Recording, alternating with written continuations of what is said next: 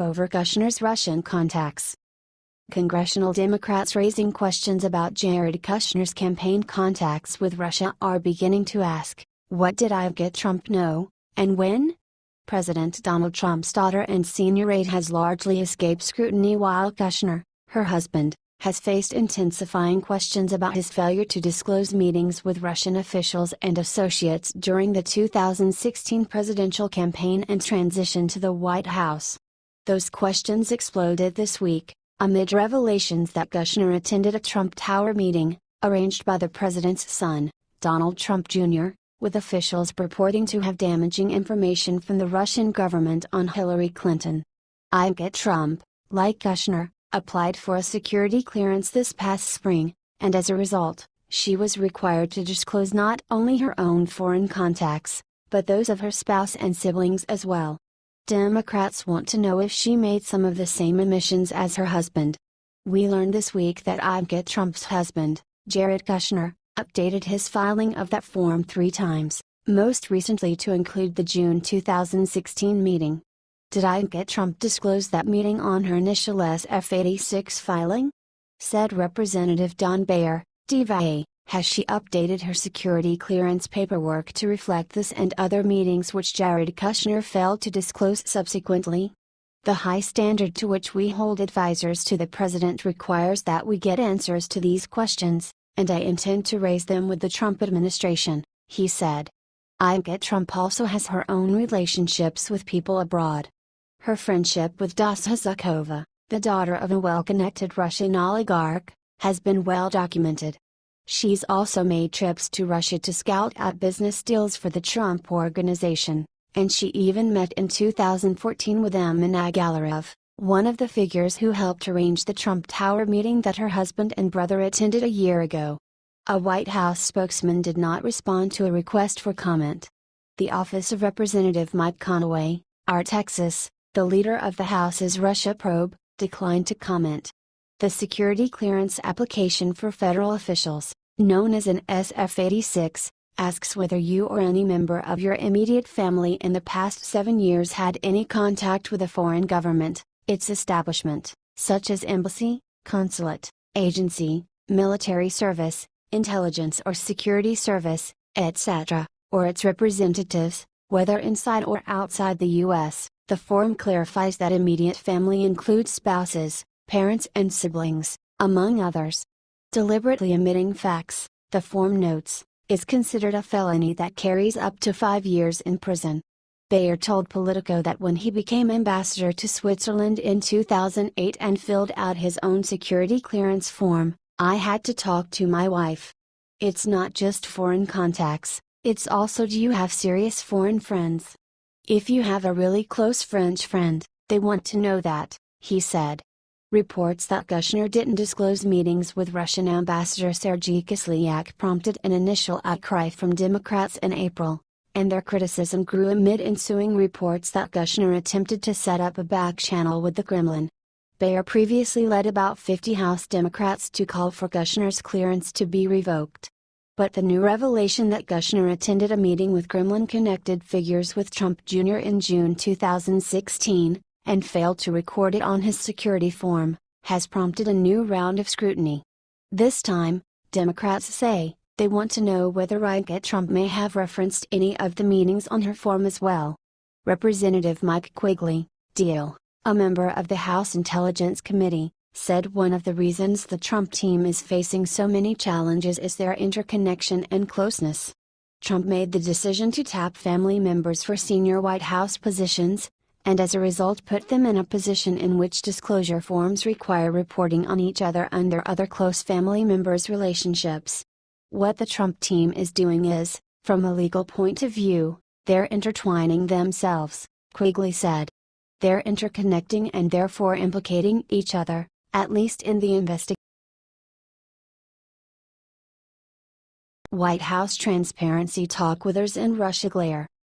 Donald Trump and his allies have consistently clung to one virtue as the administration grappled with new revelations that Donald Trump Jr. and other campaign officials met with a Kremlin-connected lawyer in June 2016 to get dirt about Hillary Clinton, transparency. But by Friday, As new details about the meeting emerged in media reports, critics saw again what they described as a pattern of half-truths, dodges and outright falsehoods from the White House.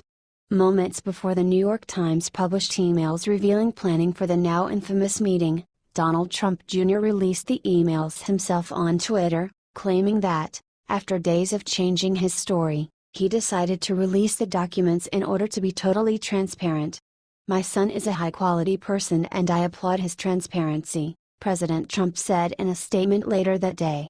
"Every single day we do our best to give the most accurate information that we have, and we continue to do that every single day, and have offered to be as transparent as possible with all committees and anyone looking into this matter," Principal Deputy Press Secretary Sarah Sanders told reporters on Wednesday.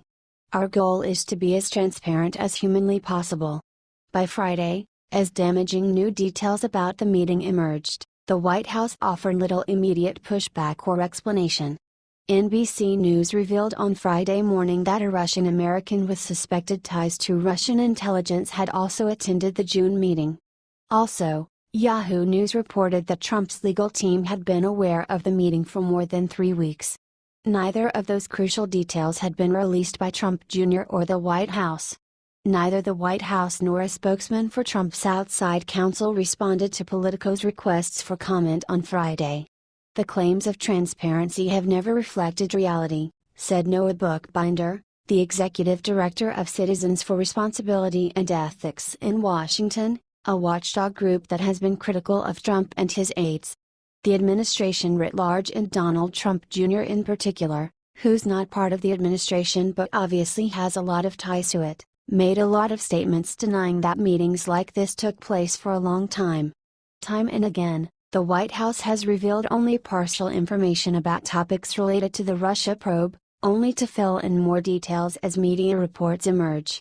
The White House knew, for example, for weeks that Michael Flynn had discussed sanctions with the Russian ambassador to the United States during the transition and then lied about it. But that only emerged after the Washington Post broke the news.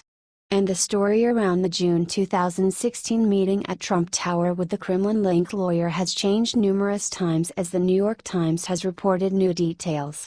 While the White House press shop and Trump himself have asserted that Trump only heard about the meeting days before it became public, even that assertion now seems to be in question. In fact, maybe it was mentioned at some point, Trump told reporters aboard Air Force One on a transatlantic flight Wednesday night. The White House has also retreated from other norms surrounding transparency. Trump still has not released his tax returns, breaking decades of precedent for presidential candidates.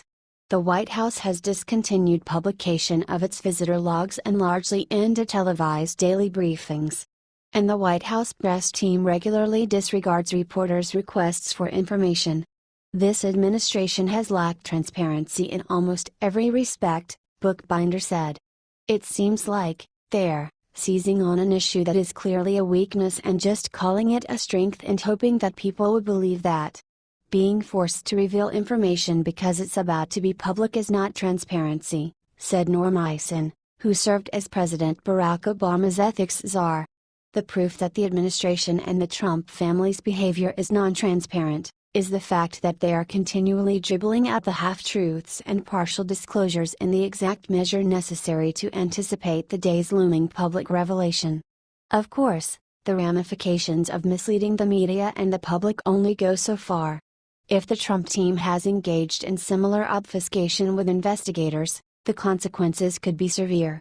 Lying under oath, of course, is perjury, and lying to the FBI during a federal investigation is also a crime. Already, Jared Kushner, Trump's son-in-law and a senior advisor, has run into trouble when reporting meetings with foreign contracts to the FBI for his security clearance. He has updated his list 3 times and added more than 100 names, the New York Times reported recently. One Republican political operative close to the White House has repeated the same phrase for months when pressed on the Russia scandal: "The truth always comes out."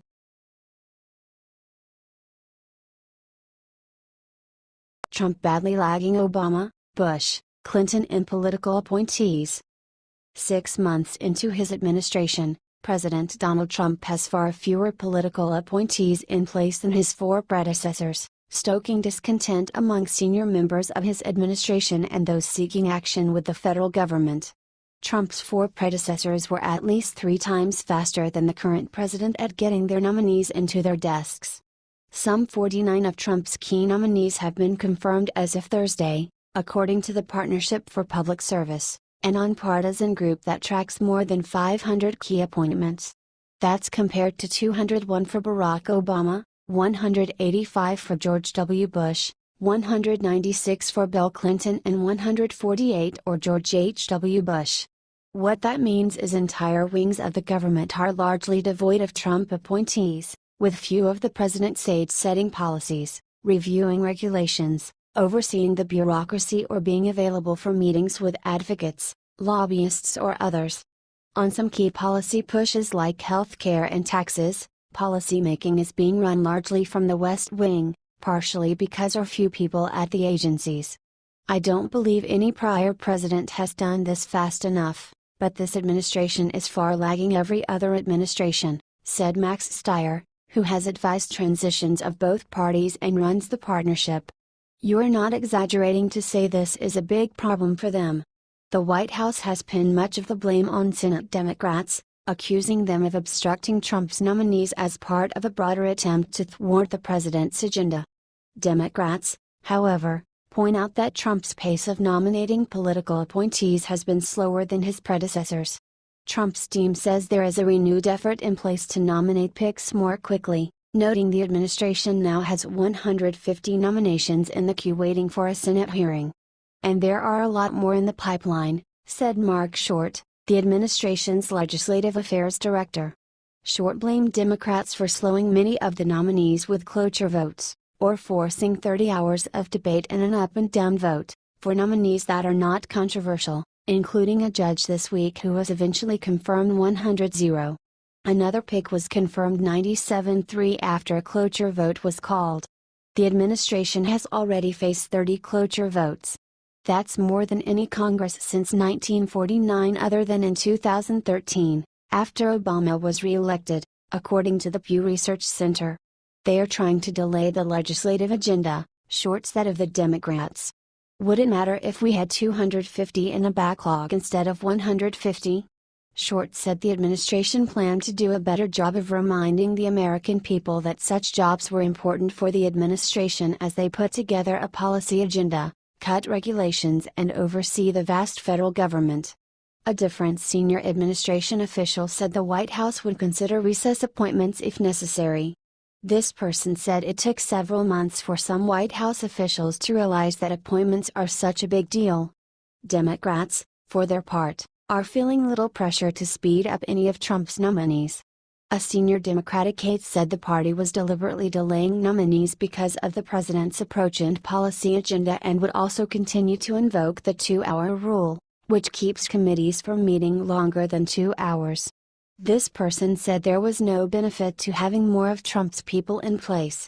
We are not going to consent to time agreements while Republicans are trying to jam through a health care bill, the aide said. Matt House, a spokesman for Schumer, scoffed at Short's claims that the slowing of the picks would hurt the administration's broader agenda. What legislative agenda? He said.